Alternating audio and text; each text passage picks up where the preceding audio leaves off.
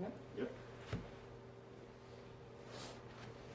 All right, we're on. Hello, everybody, and welcome to the UPMC and Donate Life Facebook Live. I have the privilege of hosting your show today, and my name is Tunch Ilkman of the Steelers Radio Network. And I have two very, very special guests here. First of all, let me introduce to you Dr. Abby Humar, Chief of the Division of Transplantation at UPMC. Doc, how you doing?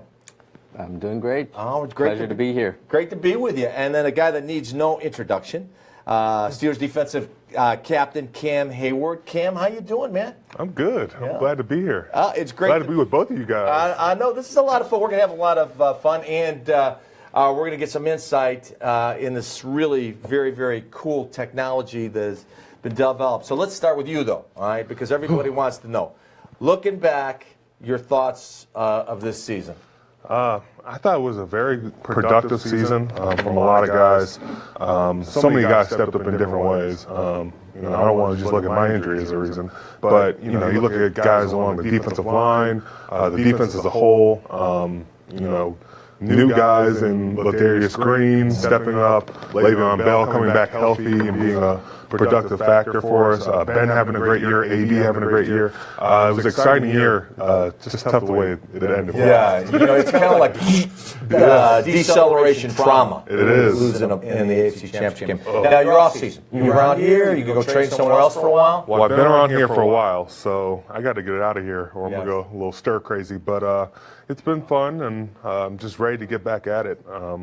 Unfinished business we're thinking about. Yeah. Well, we're going to get back to talking more about the Steelers, but now we'd like to move the discussion to a very, very, very important topic. And here's something you might not know. Dr. Humar knows this. But there are approximately 18,000 people on the waiting list for a liver transplant in the United States. And each year, about 9,000 new patients are added to the list, but only 6,000 liver transplants are performed. And today we're going to talk about living donor liver transplantation and break it down for you. What living donor transplantation means, what the procedure is like, and the thousands of people whose lives could be saved by living donor. We also like to be able to answer some of your questions later, so please feel free to leave those in the comment section on the post. So, Dr. Humar, let's start with the basics. What is the function of the liver, and why might someone need a liver transplant? So the liver is one of our most important organs. Think of it as our chemical factory, so to speak. So it actually has about 500 different functions, and so if you lose even one of those functions, it can have a dramatic impact on life itself and all of your other organs. There are many reasons why someone might need a liver transplant, but essentially anything that causes the liver to fail can be helped and can be cured with a successful liver transplant. Doesn't matter what your age is. We have babies that are affected by liver failure. We have elderly that are affected by liver failure. But once the liver fails, regardless of the cause, a liver transplant is really the only way to salvage the situation. I mean, the most common reasons that we see in this country why someone's liver fails and they need a transplant would be things like hepatitis C, hepatitis B, fatty liver disease, liver cancer. All of those things can be salvaged with a transplant. So where does living donation come into play?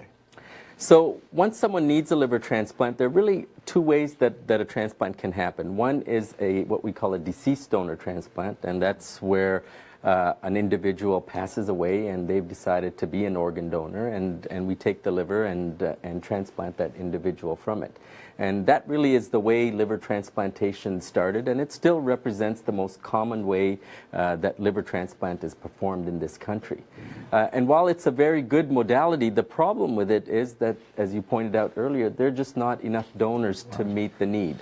And so the harsh reality of liver transplant today in this country is that if you're waiting for a liver transplant, there's about a 25% chance that you will never get that transplant, that you will succumb from your liver disease before your name comes up to the top of the list.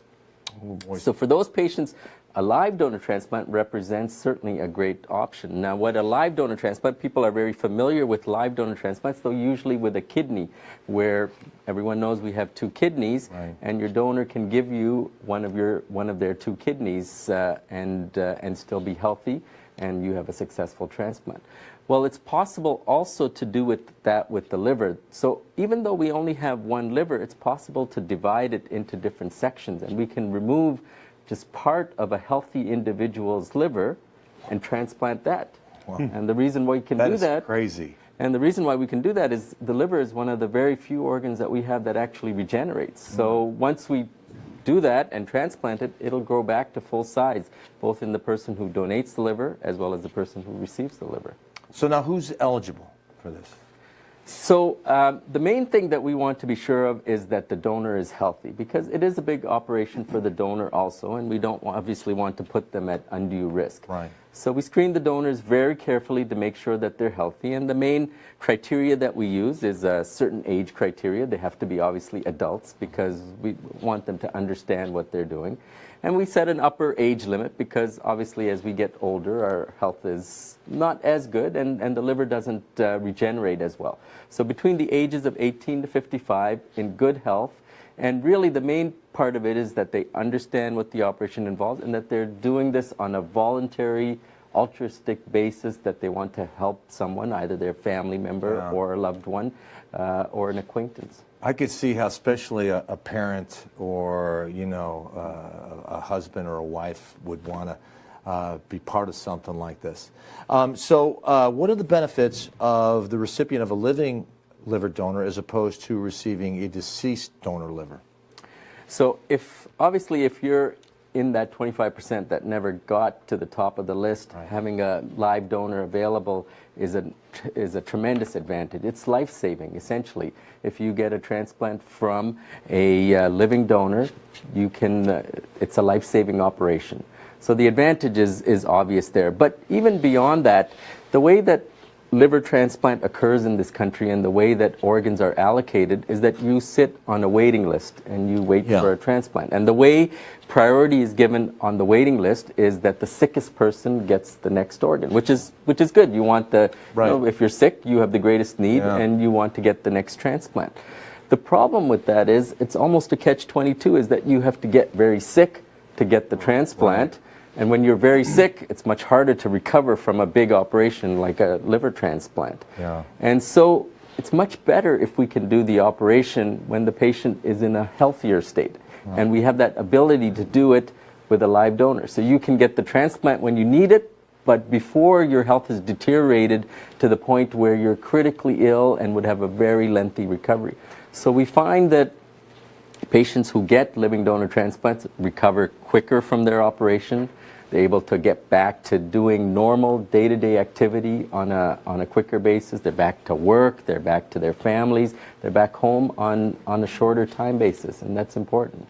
So does a new liver last longer than a deceased liver, and how, you know, what is the difference in time? So if you look at the national data and even our own center data, patients who get a liver from a living donor actually do better. Both in the short term as well as in the long term, their survival is actually better with a living donor. But a large part of that is just because of the reason that I outlined, is that they're healthier going into the operation, and so their ability to tolerate that surgery, recover from it, and get back to meaningful life is much better, and therefore their outcomes are better then. So if I wanted to be a donor, and I'm too old, I know that, but what risks do donors need to be aware of, and what do they need to consider before going into surgery to be prepared? So this is obviously a big step that donors have to take, and we, as the medical team, want to be absolutely sure that they go into it with all the facts. So a very important part of this entire process is the donor evaluation process, and that's where we put the donor through a very stringent evaluation. We do multiple medical tests and scans to make sure that they are in the healthiest possible state that they can be to donate, and that the risk is minimized as much as possible. And that's the key. We want to minimize the risk to the donor as much as possible. And so we have criteria that they have to be. Obviously, they have to be healthy. That's really the main part. We have certain age criteria, but the main thing is that they have to be healthy. They can't have underlying liver disease. They shouldn't have underlying other major medical problems like heart disease, etc. But after that, if they're interested, we put them through the battery of tests, and make sure that not only is their liver good enough, but that the rest of their body is good enough to tolerate an operation of that magnitude. So, like, the donor's like the ultimate teammate. And, you know, and Kim, you've been playing football your whole life, and you're part of a great tradition, a great football team. I hear Mike Tomlin always saying that the standard is the standard. But talk about how important it is to have a teammate that can step up and step in when a guy's either struggling or a guy's injured, like you had a guy step in for you. Right. Talk a little bit about that. You know, my situation was kind of perfect for it because I got injured and I could no longer play. But You don't have to donate a liver at the end of this if you're okay. I'm a little nervous. But maybe Doc will talk you into it. Willing. Now, I bet he's got a big liver, Yes. Doc. I'd probably transplant help. 5 people with it. Take a little piece here, a little piece there. And then go ahead. But you know, you have to have guys that are willing to step up and step in.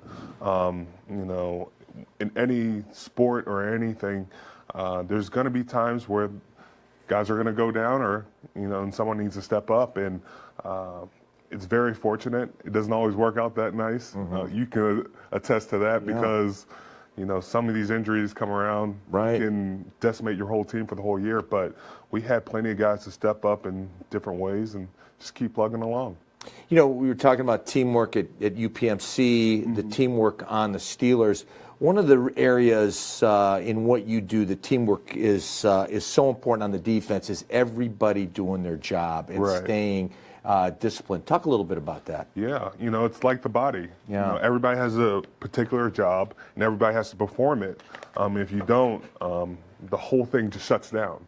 And you know, whether it's my position where I have to stop the run or keep blockers off, or you know, get after in the pass rush, I'm depending on, you know, a cornerback to cover, or I'm depending on a linebacker to, you know, cover the screen, or you know, watch where, you know, little things under. You know, you have to have everybody doing your job.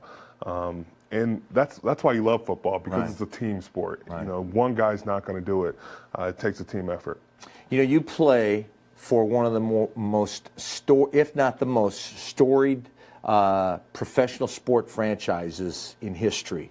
You've got the most playoff wins of any team in NFL history. You've got those 6 Lombardis upstairs. You walk in, you see those every day when you walk to your meeting. Right. What's it like playing for the black and gold? There's an added pressure with it because you know you have to live up to that standard, but you enjoy that because it challenges you day in and day out to, you know, reach those goals. And I wouldn't want to play for anybody else. You know, you can attest to that as well, because there's history that comes along with it.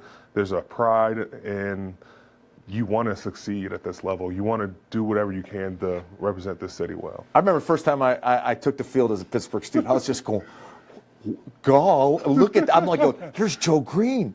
There's Jack there's Franco." I'm like going, I'm on the field with these guys. I mean, it's almost like you got to pinch yourself, right? Yeah, I took the field with one of the best defenses ever. Yeah. You know, you look at guys like Troy Polamalu, James Harrison, Lamar Woodley, James Ferrier, you know, Ike Taylor, Ryan Clark. All these guys had already won Super Bowls, and I'm like, wow, I'm stepping into greatness right now. I mean, there are great expectations, and Dr. Humar, your team is faced with high expectations as well, and it's got to, you know, the pressure, and sometimes got to be. Can you tell us why UPMC is the place to go for living donor liver transplant? There are many reasons, but this is one of the most experienced programs in the country. In fact, if you look at the history of liver transplantation, began in Pittsburgh. Many, many years ago, when Dr. Starzl, Tom Starzl, who's regarded as really the grandfather of transplantation, came to Pittsburgh and started. Before that, liver transplantation was very much in its infancy, and he took it, developed it, and really made it into the life-saving therapy that it is. And at one point in time, when the program was at its peak, people were flying in from all around the world because there were very few options available to them at that time. So that rich experience that you were talking about is here at UPMC, the University of Pittsburgh, and that's what we bring to the table when we're looking at helping these patients.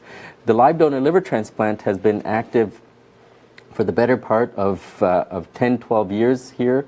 I've been here for the last 8 years, and we've been doing it. We're one of the largest programs in the country that offer live donor liver transplants. It's not something that's available at all programs because you need a fair amount of expertise and really the depth of team that you were talking about to be able to make complicated procedures like this available to patients, and we're fortunate to have that here, thanks in large part to the work that was started by Dr. Starzl. That is so cool. So now, okay, now you've kind of answered this question, but I'm going to ask it a little more specifically. I don't have to be family to be a donor. No. How much of my liver do I got to give up, and how long is it going to take me to get back into the swing of things? So the first point is very important. It doesn't have to be a family member, though often it is because we have that tie. But we have many, many donors that have just, as you talked about, stepping up for your teammate. It's exactly that. When your fellow man is down and you want to help them, stepping up to be a donor is exactly what these individuals want to do. And we've had church members, friends, co-workers, students, teachers helping others. Sometimes So even cool. total strangers that come up and say, look, I know that there's this individual on your list that really needs a liver and I'd like to give part of my liver. I'm healthy and I could be a donor. And we've had several individuals like that. Total strangers, don't know the individual, and have come and said, I want to help someone. And that really it really reaffirms to you the goodness that's there when you see things like that. I mean, it must just melt your heart to see that. I mean, every story is uniquely different between a donor and recipient. No two stories are the same. Every one is gratifying beyond belief. It really, to me, is one of there can't be a more gratifying job than this because of the things that we get to witness on a daily basis. Wow, what a blessing. So someone might be watching this right now and it's going, okay, man, that might be me. What should they do? If I'm watching at home and I'm interested in being a living donor, what do I do? So all they have to do is contact us and their contact numbers, as well as a website that they can go to, fill in some questions, and that'll tell us that they're interested, and then we will contact them back and ask some very basic questions to see whether they would at least qualify, and if they some of the questions you asked, how much of the liver are we going to take? What's the recovery going to be like? How long are they going to be off? And then if they're interested in pursuing it further, we bring them in for that full evaluation that we talked about, which is really the best medical exam that they're ever going to get. We screen them from top to bottom to make sure that they're very medically fit, that we're not going to put them at any undue risk. So people who do this are a big part of saving a life. And that's got to be so special when you see someone who's willing to do that. And as you look for people, what's the challenge? How do you challenge them? So it's remarkable about these donors, and I obviously know a lot of donors that I've dealt with over the years, and many of them I would consider actually my friends more than my patients at this point.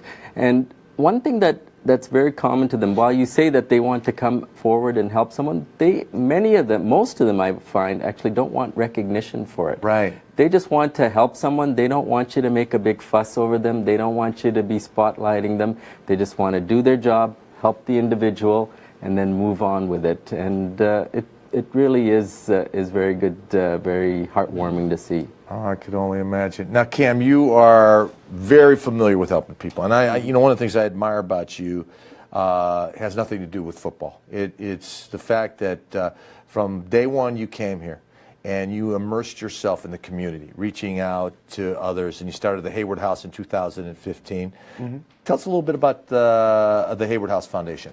Well, being around here, you get to see a lot of great community service.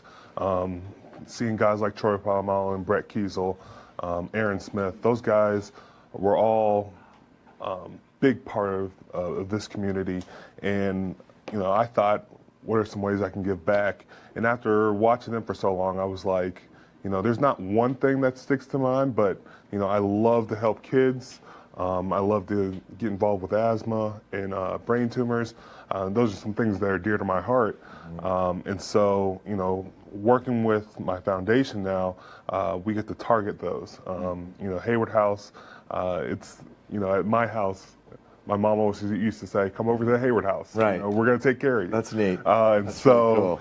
basically that's what we're doing now. Yeah. And, we get to focus on, inner city kids who don't have the right, backpacks for school, or don't even get lunch for school, or asthma, kids that don't even get birthday presents or Christmas presents, little things like that that might go unnoticed that just mean so much to these kids, and they don't have those memories. So, it keeps growing, and it's a lot of fun to be a part of. You made an interesting statement. You said when you got here, Brett Kiesel was doing this and Troy was doing that, and I think I've been here in my 38th year now, and I go all the way back, and I think of guys like Franco who were on the Robin Cole, LC, right. the old timers, and it started with the Rooney family, with the chief. Right. The chief was always anything that. If there was someone in need or an organization in need or a charity in need, the chief was there. And then down to the ambassador, DMR's the same way, and Art's the same way. And talk about the tradition of, because it's like it's been handed down from generation to generation. That's part of the Steeler legacy. Yeah. I was just at Brett Kiesel's event, and, you see Coach Tomlin there in the back. Yeah. We're always there for each other. And we've always continued to just care. Because this city's like no other, because you could be a doctor, you could be an athlete, you could be a host. We all just care about the city. Right. It's a blue-collar city where we just want to give back. Yeah, speaking of making an impact and making a difference, Dr. Humar, what you've been sharing is just, it blows my mind. It is so cool. What would keep someone from being a donor? So, as I said, the main thing we're looking for is to make sure that they're healthy. And if we find that there's anything in the evaluation that would put them at higher risk than normal, then we would ask them not to be donors. We would not approve them for donation. Yeah. And that generally is the most common thing that we see during the evaluation process. Any diet or exercise or tips to get ready for it? So obviously, it's a big operation, and as with any operation, you want to be in good shape for it. And so we advise them to eat healthy, exercise on a regular basis, avoid the things that we know can harm the liver, and do that for a time period before the surgery as well as for a time period afterwards, and hopefully forever afterwards, to keep their health in the best possible shape. Good coaching tips there. Now, now we know this, Cam. You got to be healthy to be a donor, and injuries are sometimes bad luck, but sometimes you can prevent them too. And I know you take tremendous care of your body, and you are a relentless worker. But talk about specifically some of the things you do through the course of the season to stay at your peak and healthy. Besides annoying my wife and being a good husband, dad, that stuff's good. It is good, but I think the things you have to do to take care of your body in this league, you gotta get sleep. You can't be out partying, right? Because Elsie Greenwood used to say, "Stay off the streets, Rook. Stay off the streets." That was a big call in our day. He was a prophet. He knew what he was talking about. There's so many sleep studies done now. Also just eating 3 meals. Having your proteins, your vegetables, your fruits. We do a lot of stretching and a lot of, preventative, strength training, because I think that just helps you stay clear and helps you stay up to date. So with the injury that you sustained this year, do you have to take a different approach, or how are you going to approach this off-season training and conditioning? Well, I picture it this way, during the season I got hurt, I was in a little bit of vacation mode then. So now I get to jump back on and get back to my training now. So, I've just been looking forward to this off season. It was kind of tough watching us lose like that and not being part of being on the field. So, I'm just raring to get back to helping these guys win. talk about the frustration of being injured.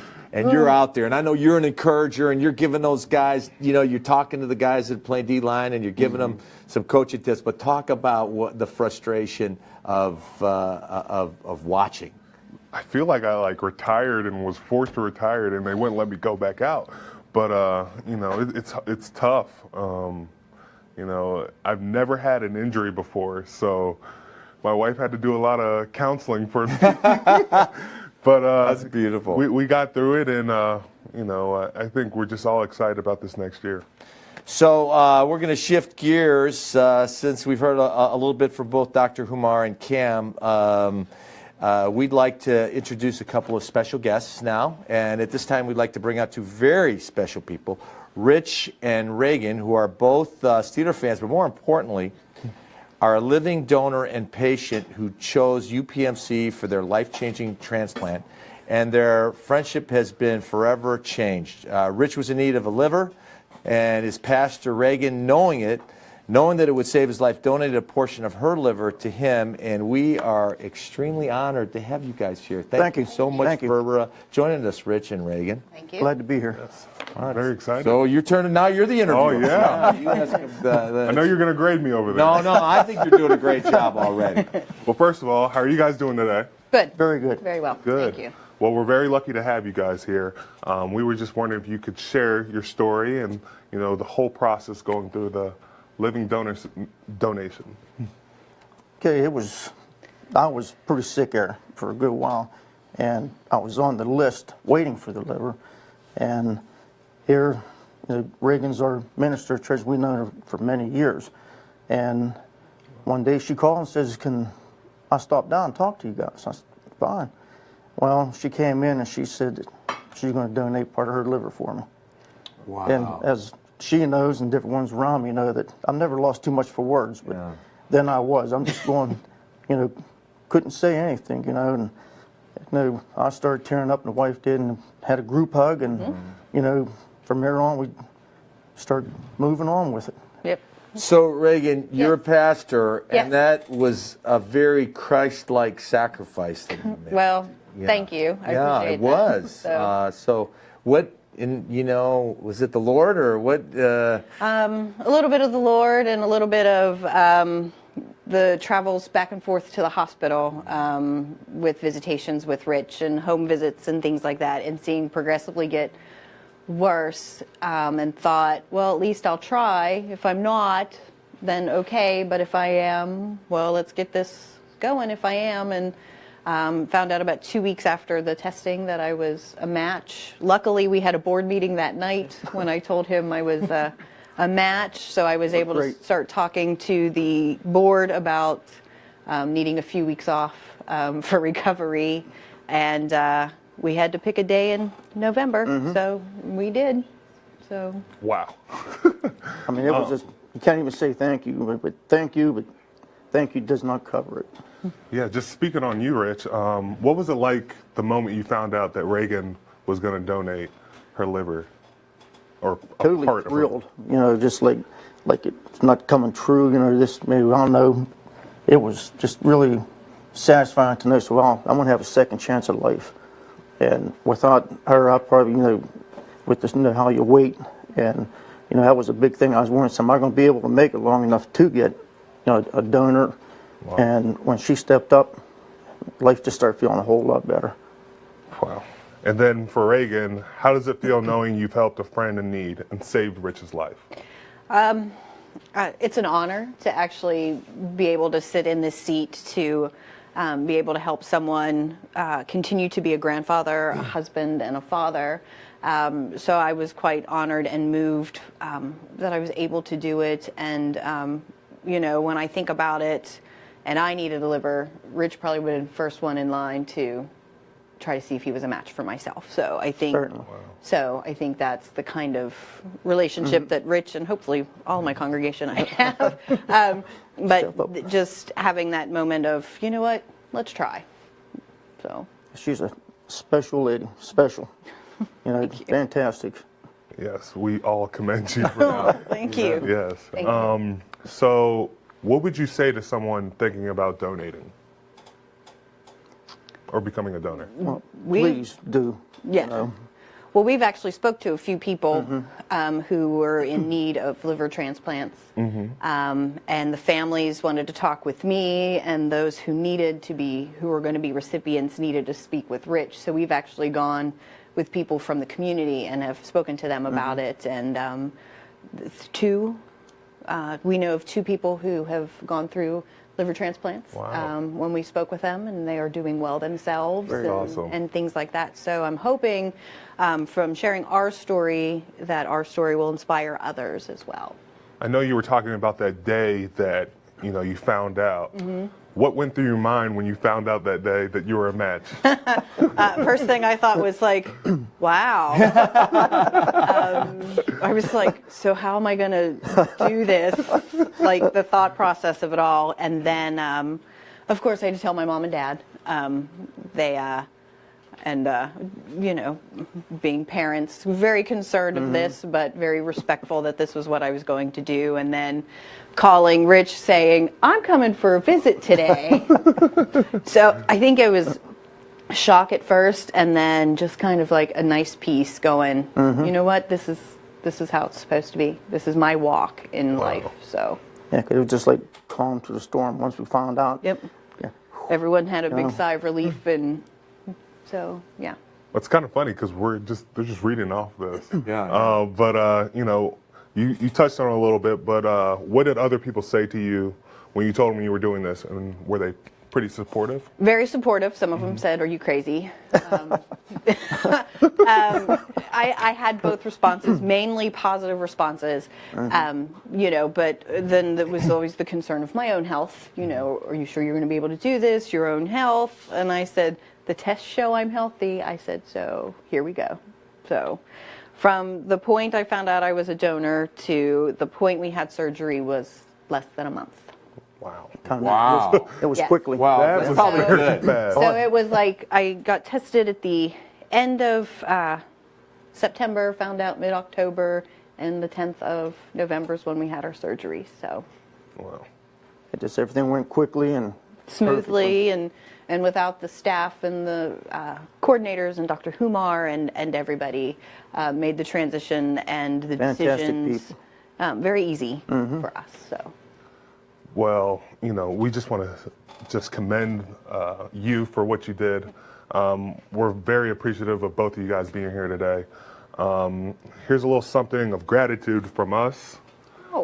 We know we can't truly express how we feel, but we figured you guys could have a jersey. well, thank you very much. Yes. Appreciate that. Thank you. Fantastic. We appreciate all that you guys do. Well, thank you. Thank you. And thank God you for bless having you us. both. Thank you very much. too. Thank you. Rich, you look great. Oh, feel fantastic. look great. Feel really good. You look great. Thank you. All right, we're going to shift gears, and we have some fan questions for you. All right, here's the first one, Kim. Early in the season, there were some struggles. What would you say was the turning point that put the team in the direction of the success that you guys had at the end? Cool. I think some of it's just luck. Yeah.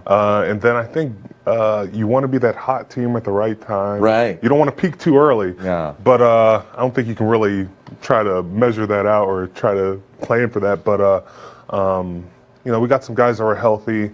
I think our offensive line really started to click late. And then I think we just settled in on the run game. Right. And the best offense for a defense is a run game. Right. And I thought we had a good recipe for the most of the year. And talk about how the defense got better, I think night and day. You look at, the sacks were improving. You saw Father Time and Debo, James Harrison. I mean, he's amazing. He's amazing. He is. He is amazing. He is. He's beating Father Time up right now. Man, you know what? I mean, I retired at 36 after 14 years, and my body felt like a giant abscessed tooth. And so I think of him, 39. I'm like, He enjoys it. Yeah, I know. He wants to feel like that. Yeah, he's a genetic mutation. He is. Yeah. What's it mean to play for Steeler Nation? Probably the most passionate football fans anywhere. I think we have the best fans in the world. Yeah. And it's.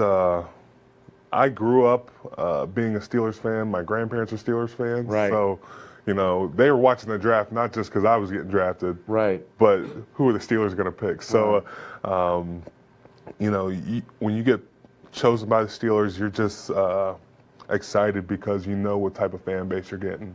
A rowdy, honest, and excited group. Yeah. Yeah. What was that like for you when you got the call from the Steelers, and you know, you're not knowing where you could go, but then all of a sudden it was the Steelers?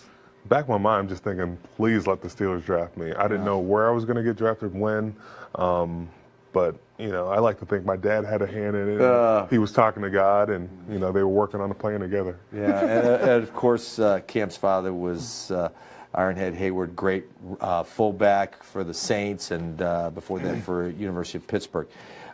So, is there a game or a moment that you look at and say, "Man, that was probably the most favorite or joyous moment since you've been here"?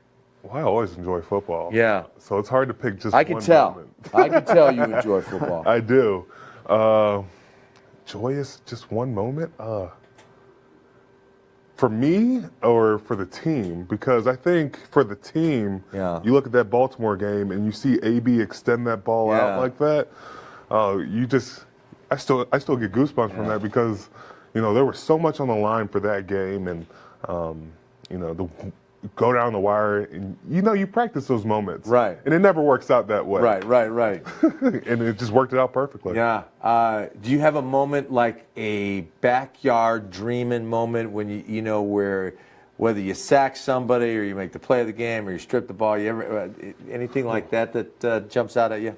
Not in the NFL. I think in college I had one moment where we were playing Miami, and it was like a 13-play drive, and they're driving, and then I dropped and I picked it off, and I started running, and I ran 80 yards, but I forgot that I had already had that 13-play drive, so I ran out of gas, and so I got caught up, and it was hard to get me off the field after that. I bet you got the oxygen. Yes, I did. What's a typical game week look like for you? Game week. It basically starts that night after the previous game. Yeah. Trying to recover, and then the next day, Monday, we come in, get a lift, run, meetings. You're already looking at your next opponent. Tuesday's your so-called day off, but you'll be in here working out, watching film. Wednesday is the first practice, and mostly it's padded, but you'll have meetings in the morning. You got to get a lift before then. Meetings all the way up till about 2, then practice, then do the same thing over throughout the week, and you're gearing up for Sunday. You mean you don't just show up on Sunday and play? No, not at all. Yeah, I mean, it's funny how that's people half go. of the fun right there. Yeah. You know, you talked a lot about the impact of veterans and how veterans take the younger guys under their wing. Talk about what that's like and how you learned and how now in turn you teach. Well, you mentor. You can ask anybody. I'm tough on my rookies. Yeah. But it's for good reason, because guys were tough on me. They showed me the way.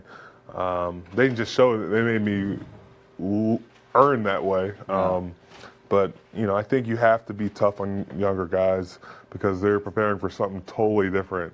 And it's a 16-game grind. You know, in college you play about 12 or 13 games, 16 games, and then you're gearing up for the playoffs. And most of these rookies don't have an off season, so they're going straight into the NFL game. Right. So it's a totally different monster.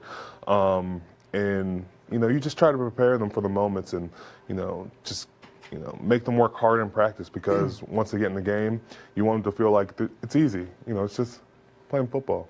What's your favorite road team to play for? Play at, rather. Would your for? Not for, no. What's your favorite? Let me rephrase that. What's your favorite place on the road to play? There's some fun places. You know, going up to Cleveland and seeing all those fans a little sad. It's always fun. But, you know, it's also fun playing at Baltimore. You know, it's always just a great rivalry, and you look forward to those games. I love playing at Cleveland because that place reeked of history. It also reeked of urine because the plumbing was bad in the in the stadium, and the fans hated us. I mean, They do. When you walk on the field, dog biscuits and batteries, and you go, whoa, they hate us here. And to think, my wife's from Cleveland. Oh boy. We met in college, so Yeah. we'll let that one slide. Well, thank you. That's all we have time for. Rich, thank you so much for joining us. Reagan, You're welcome. thank you. Dr. Humar, great to be with you. God bless you, Cam. And thank you for joining us for this live Facebook chat. So long till next time.